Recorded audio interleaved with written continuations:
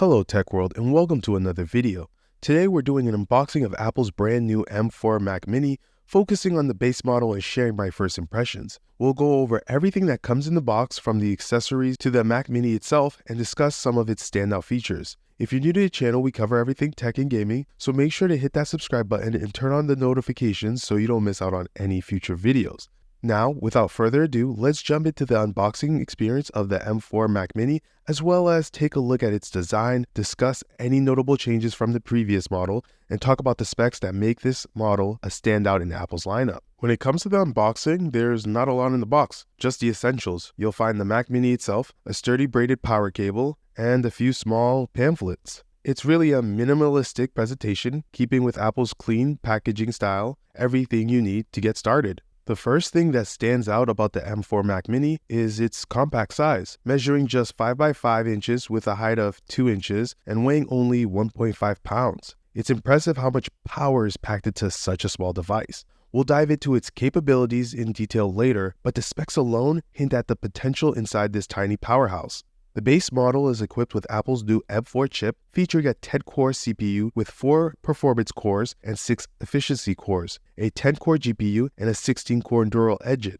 Apple also made a long overdue upgrade by doubling the base model of RAM from 8GB to 16GB at no additional cost, a welcome change for power users. However, the base storage remains at 256GB, which feels limiting, especially for users who might benefit from a larger internal drive. A jump to 512GB of storage would have been ideal, so I'm hoping Apple will address this in future models. For people like me who work off of an external SSD, the base model storage may not be a concern to you. Let me know down in the comments below, will you be getting the M4 Mac Mini, and if so, will you be upgrading the storage? In terms of design, the Mac Mini still comes in one color only, which is silver. It's sleek, but I'd love to see Apple release a black version someday to give users more options. Now, let's talk about connectivity, as the M4 Mac Mini offers a solid array of connectivity options. On the rear, you'll find 3 Thunderbolt 4 ports that support transfer speeds of up to 40 gigabits per second, providing ample bandwidth for high-speed data transfer, external displays, and more. There's also an HDMI port, a 10 gigabit Ethernet port for ultra-fast networking, and a power port. On the front of the device, Apple has included 2 USB-C 3.2 ports with transfer speeds up to 10 gigabits per second, fast enough for most users' need. Given Apple's storage upgrade costs $200 per increase, I recommend using external storage with this Mac Mini instead of upgrading the internal storage.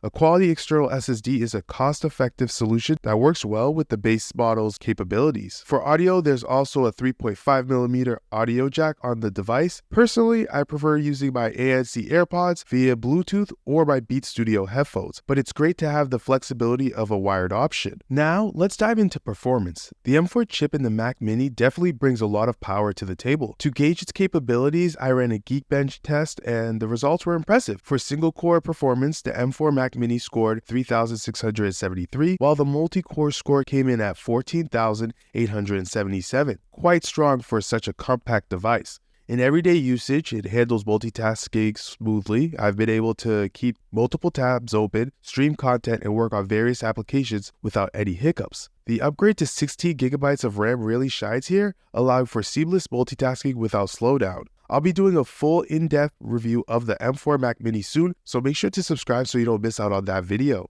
As for gaming, I did some testing with a few titles to see how well the M4 Mac Mini performs. Games on Apple Arcade ran flawlessly with no lag or frame drops. I also tried more demanding games like Resident Evil 4 and Resident Evil Village, and both ran smoothly on this device. I'll be making a dedicated gaming video soon to see how the M4 Mac Mini holds up with even more resource-intensive titles. It should be fun to push this compact powerhouse to its limits, so stay tuned for that. Moving on, I thought it would be fun to test out the speakers on this device, as I truly wanted to see if they were any good. Let's find out together.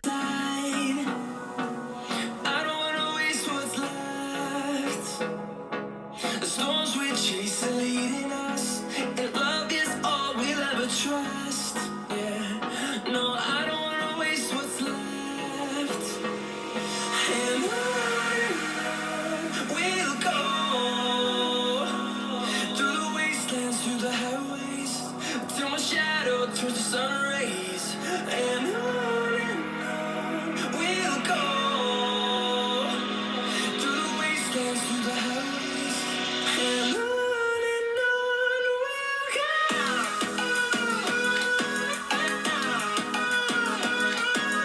So, what do you think?